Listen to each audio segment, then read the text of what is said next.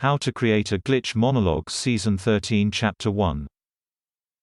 This is Season 13 of How to Create a Glitch in the Matrix Monologues Episode 1. In this episode, we will be talking about masculine sexuality in the context of deference. It is true to say that ordinarily masculinity is enclosed in femininity, which is to say that masculine sexuality is anticipated by femininity in the interchange between the tonic and the dominant. Thus, the masculine achieves substance by meeting the anticipatory expectations of the feminine. In this case there is consent or acquiescence to the exchange and it produces a consensual reality. But this is not always the case. When the expression of masculine sexuality goes unanticipated, the result of force, it produces a non-consensual reality. This is an important distinction for two reasons. It is important, first, because when male sexuality is anticipated it forms one part of an exchange of confidence, expectation matching and attention conditioning.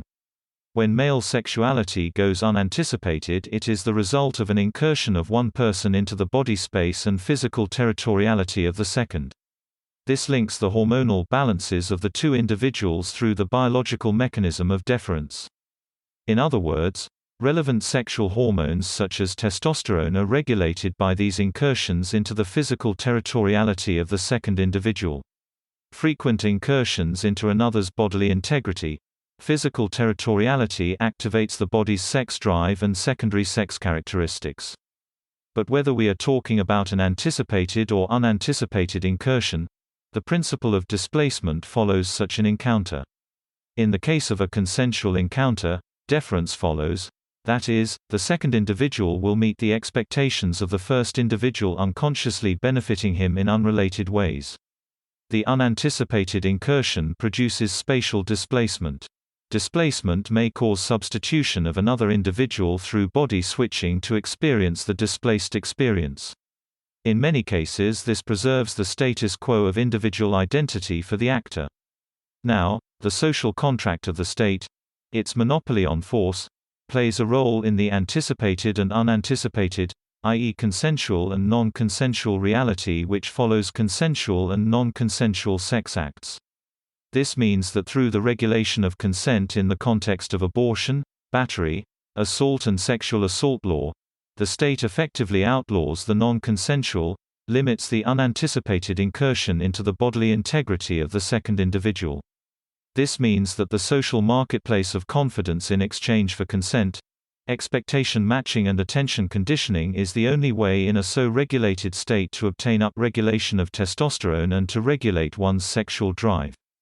Effectively what I am saying is, the state's monopoly on force constrains self-regulation of sexuality. The state's legal power to regulate the criteria for consent further undermines individual autonomy.